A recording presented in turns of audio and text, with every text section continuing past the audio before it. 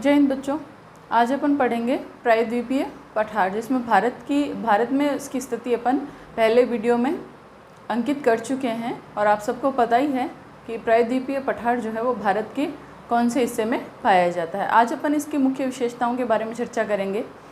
तो प्रायद्वीपीय पठार क्या है? एक तिकोना और कटा-फटा भूखंड है।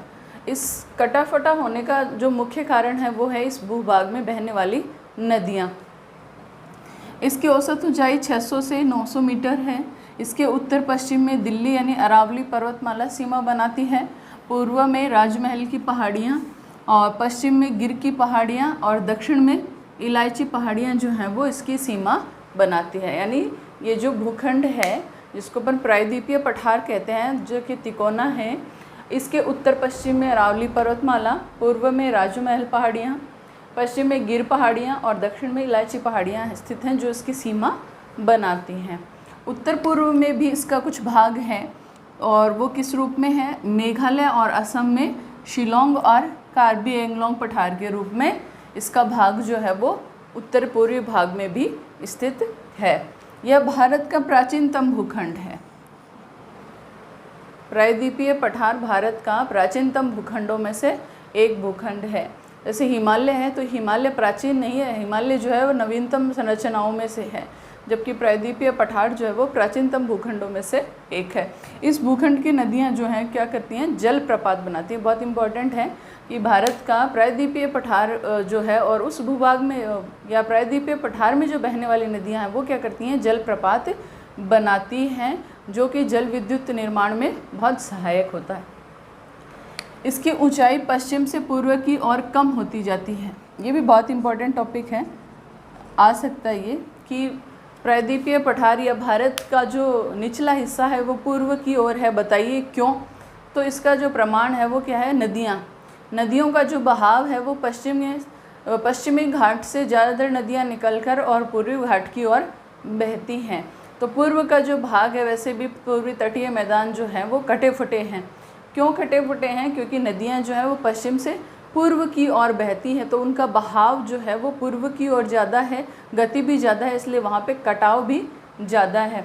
तो इस भूखंड में कटा फटा होने का यही कारण है। और साथ ही इस प्रायद्वीपीय पठार, इस भूखंड की दिशा भी या इसका निचला भाग क्या है? पूर्व की ओर ही है। तो ये भी बहुत इंपॉर्टेंट टॉपिक है। इसकी ऊंचाई पश्चिम से पूर्व की ओर कम होती जाती है, जिसका प्रमाण यहाँ की नदियों के बहाव की दिशा से मिलता है।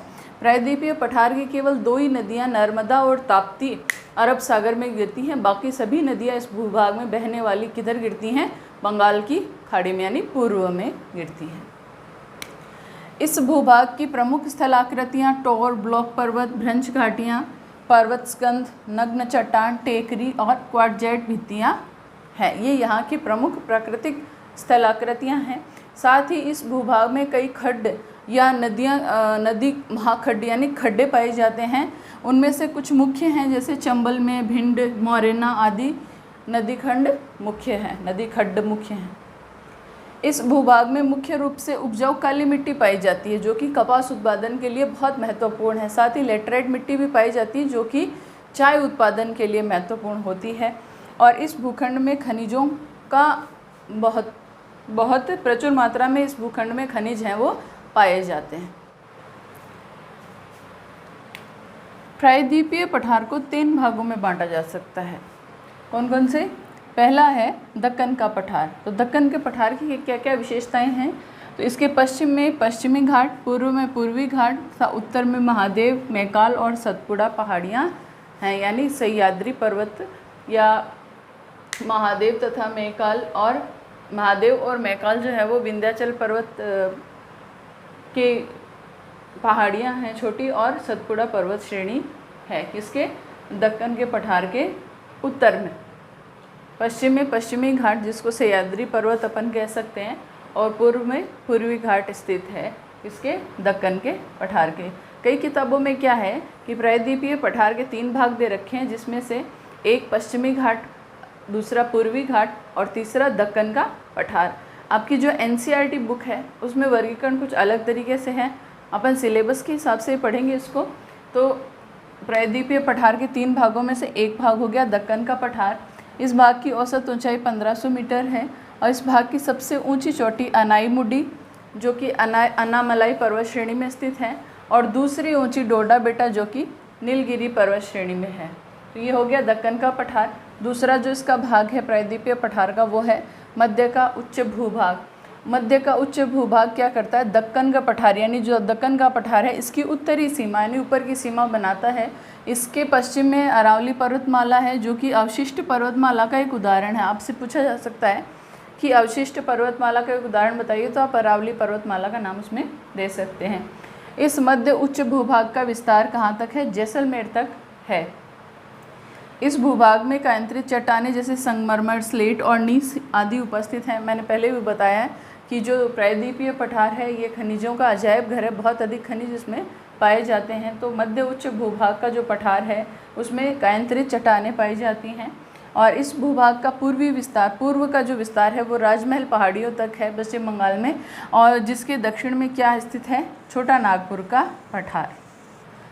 राजमहल पहाड़ियों के दक्षिण में यानी उसके नीचे स्थित है छोटा नागपुर पठार जो कि किस लिए विख्यात है, खनिजों के लिए, जो कि खनिजों का भंडार है। तो दक्कन के पठार मध्य उच्च भूभाग के बाद में अब है उत्तरी पूर्वी पठार। उत्तर पूर्वी पठार क्या हुआ, हिमालय निर्माण के समय यह भूभाग प्रायद्वीपीय पठार से अलग हो गया था। जब हिमालय का निर्माण हुआ था तब यह भूभाग जो है वो प्रायद्वीपीय पठार से अलग हो गया था। और ये जो भाग है वो कहाँ पाया जाता है, शिलोंग यानी मेघालय और असम में। तो मेघालय पठार की 3 श्रेणियां हैं, गारो, खासी, जयंतिया, जो यहाँ पे जनजातियाँ निवास करती हैं, उन्हीं जनजातियों के नाम पर इन पहाड़ियों के नाम हैं। तथा असम में कार्बी एंगलोंग, असम में कार्बी एंगलोंग पहाड़ी इसी भूभाग का विस्तार है, यानी उत्तर पूर्वी पठार या प्रायद्वीपीय पठार का ही विस्तार है। इस भाग में भी खनिज है जो बहुतायत से पाए जाते हैं, जैसे कोयला, लोहा, सिलिमेनाइट, चूना पत्थर, यूरेनियम आदि खनिज हैं वो इसमें खूब पाए जाते हैं। यहाँ पे एक बहुत इम्पॉर्टेंट चीज़ है कि दक्षिणी पश्चिमी मानसून से इस भाग में विश्व की सर्वाधिक वर्षा होती है। दक्षिणी पश्चिमी मानसून की जो बंगाल की खाड़ी जो शाखा है, दक्षिणी पश्चिमी मानसून की बंगाल की खाड़ी की जो शाखा है जो भारत में जब प्रवेश करती है तो सबसे पहले वो इन तीनों पहाड़ियों से टकराती है, गारो, खासी, जयंतिया। इन टकराने से इनको उस शाखा को क्या है, अवरोध मिलता है और वहीं पे वो वर्षा करवाती है। सबसे पहली जो वर्षा होती है दक्षिण पश्चिमी मानसून की बंगाल की खाड़ी की शाखा के कारण वो यहीं होती है।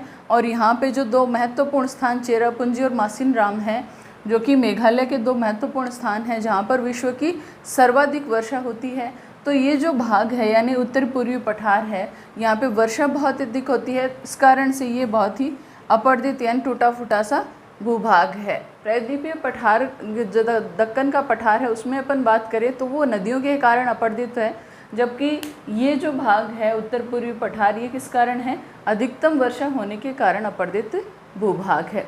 तो ये अपना हो गया प्रायद्वीपीय पठार। तो भारत के भू आकृतिक खंड अपन ने 3 पढ़ लिए, 3 बाकी हैं, वो अपन अगले वीडियो में पढ़ेंगे।